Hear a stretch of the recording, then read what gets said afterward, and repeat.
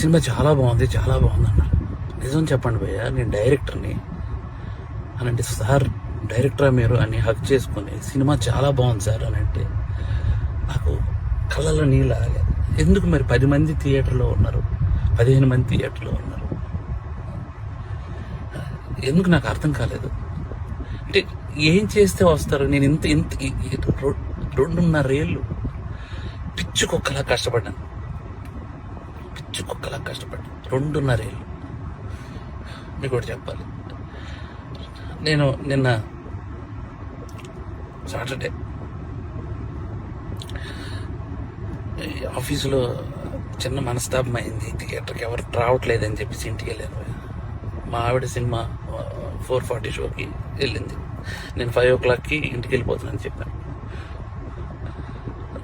నువ్వు సినిమా చూసిరా, నేను ఇంటికి వెళ్తున్నాను అన్నాను భయ్య. మా ఆవిడ పరిగెత్తుకొని వచ్చేసింది భయ్య. నాకు అప్పుడు అనిపించిపోయింది, నేను ఎక్కడ మనస్తాపానికి చెంది ఆత్మహత్య చేసుకుంటారేమో అని వచ్చేసింది భయ్య. అంటే 2.5 ఏళ్ళ కష్టం తనకు తెలుసు.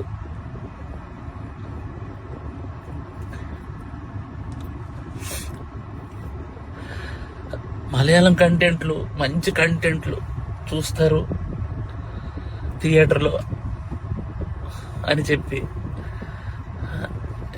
చేశాను భయ్య. నేను కాన్ఫిడెన్స్తో ఒక మాట అన్నాను భయ్య జనాలందరికీ, సినిమా కానీ మీకు నచ్చకపోతే నా చెప్తే నేను కొట్టుకుంటా అన్నా.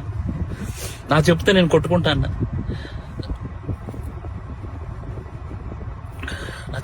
కొట్టుకుంటానంటే కూడా జనాలు రాలేదు భయ్య. నాకు అర్థం కావట్లేదు, ఇప్పుడు జనాలు రావట్లేదు అని అంటే ఏంటి అర్థం? పని చేస్తా భయ్య, నేను ఇలా కాదు, నేను మలయాళం ఇండస్ట్రీకి డైరెక్ట్ వెళ్ళి అక్కడే సినిమా తీసుకొని ఒక తెలుగు ఆడియన్గా ప్రూవ్ చేయడానికి వస్తాను భయ్య. నేను తెలుగు ఆడియన్కి సినిమా తెలుగు తీస్తే ఎలా ఉంటుందో చేసుకొని వస్తాను భయ్య. మీరు మలయాళం సినిమాలు అయితేనే వస్తున్నారు భయ్య, అర్థమైపోయింది నాకు.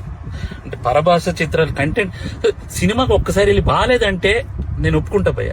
మీరు సినిమాకే రాకపోతే నేను అసలు బాగాలేదు బాగుందో నాకేం తెలుస్తుంది అసలు? నాకు ఎలా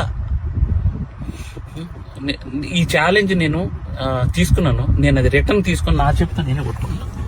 నా చెప్పుతో నేనే కొట్టుకుంటాను.